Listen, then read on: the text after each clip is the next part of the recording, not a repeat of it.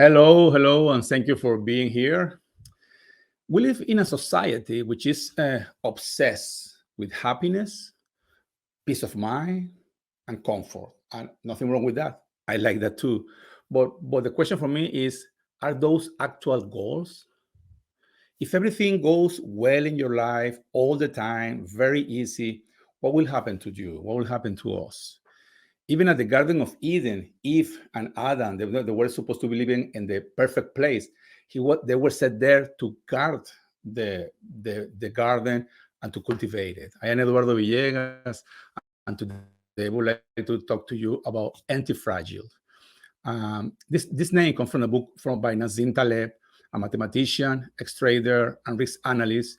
And he defines antifragility as, we can see that in the next slide, is the property of systems, also objects, also people. It applies to everyone, but the strict definition of him is in which they increase incapability to thrive as a result of stressors, shocks, mistakes, failure. I mean, basically he's saying, there are systems and there are people who grow better because of the stressors or the failures of the challenges. Okay, let's say, for example, a glass cup, right? This is fragile.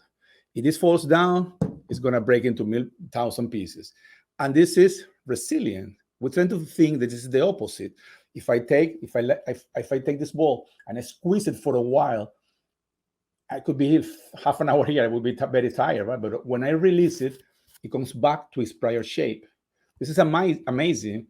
But according to Taleb, this is not anti-fragile. This is just not fragile. This is resilient. But the proposal that he does is that there are other systems that after the pressure, they become even stronger. When people can be stronger as well after the process. They not only recover the original shape, but they also get stronger. They get better. Let's say, for instance, you are expecting a promotion. Okay, you are really willing to get a new role. You want to have your boss's job. And at the moment, it is given to somebody else. Okay, if you are fragile, which you are not because you are in this program and you're looking for learning, but if you are fragile, somebody who's fragile, this person is going to quit. Or is going to start complaining and talking to everyone, gossiping. This is not fair. What has happened to me? This is fragile. If you are resilient, right, you're going to come back again and going to say, okay, let me be persevere. Let me be perseverant. Let me keep going. But if you are anti-fragile, you identify what happened, what went wrong. You get some feedback of other people. You work harder, smarter. Maybe you hire a coach. That would be a great idea. And you consistently work to get better, right? Because you understand that you can take advantage of the challenge and do it better. So the book is a reminder for us that no pain, no gain. Use it or lose it. Okay. What does not kill you makes you stronger. Opposition is not bad. Opposition means that you are moving somewhere. All the advancement of human beings is driven by adversity. Adversity anticipates enhancement, improvement. What is the result of a continued, extremely easy and comfortable life? Well, it's no development. You are in the comfort zone. You don't grow. No battles, no heroes, okay? The more problems you solve, the more challenges you overcome, the wiser you become, the bigger is your compensation, and the greater your satisfaction as well.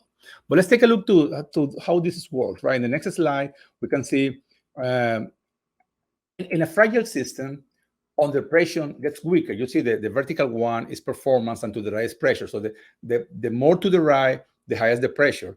So in a fragile system, when the pressure comes, performance goes down. The leader when the leader is under stress, they get confused, they lose priorities and cannot focus. But in an anti-fragile one, all right, under pressure, the leader becomes stronger over time. It's not the first week, the first 2 days, it's over time. A very common example is lifting weight, building muscle, right? How do you build extra muscle? More weight, which is more pressure or more repetitions. And then you get better. As I said, it's not the first time, it's not the first week, but over time, you get much stronger. So challenging situations give you experience. Returning from failure Returning from failure makes you so much stronger.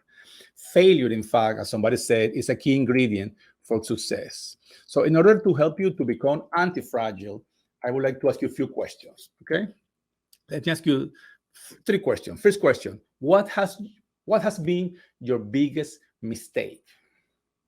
What has been your biggest mistake? But don't think about only about something you did wrong. Think more opportunities you miss, right? Wow, they were looking for a leader to a project, and I was too busy, and I decided not to go. Okay, or I was invited to be leading a group or be part of a group, but I like more focus in processes, not in people, so I just avoided that. So you miss an opportunity. Maybe you could have gained something from there or learned something from there. So that's first. What is your biggest mistake? Then, what made you fail? What is the root cause? Okay, if you are so focused in process, that's the point, right? I don't like people. I feel more comfortable working with system and processes, okay? Or I had this opportunity to be in the team, but I was too busy. I don't want to be overcrowded. That's the second question. What made you fail? What is the root cause? And third, how can you transform this weakness into a superpower? So you say, for instance, okay, I have learned now that I prefer to work in the processes side. I feel more comfortable, but it's not helping me because the higher I go into the organization, the more I have to interact with people and to lead people. So let me make it a superpower. Let me start connecting with people. Let me challenge myself to be a more people oriented and move the needle from, because it's the process people, right? Move it towards getting more into people. Or what was the problem? Okay, lack of patience, because I am not very patient. Okay, let me convert that in a superpower. Let me have patience. Let me work consistently instead of being pushing my boss for a salary or for a promotion. Okay, what happened to me? Okay, well, the root cause of my mistake was lack of empathy. So how can I grow my people skills? So we basically, the question in one question, the three questions in one would be this one: how can you develop the opposite quality of what make you fail? How can you develop the opposite quality of what made you fail and make it a big one? Okay. So in summary, avoiding pain won't make you happier. In fact, will be the opposite. Avoiding pain is you're gonna make the pain probably bigger later. What really brings satisfaction in the long term is accepting defeat for what it is, an essential part of learning and growing. You failed, you made a mistake, but you stand up again and again and again. And if your career or your mind is stuck with previous failures or challenges, please send me a note. I want to share you how to contact me. Okay, I would like to offer you a courtesy session, and please, if you like this video, if you learn anything in this video, please click it and maybe share it with somebody. This way I can help more people. And as I always say, identifying a barrier is the best way, is the first step to break it down. See you next time.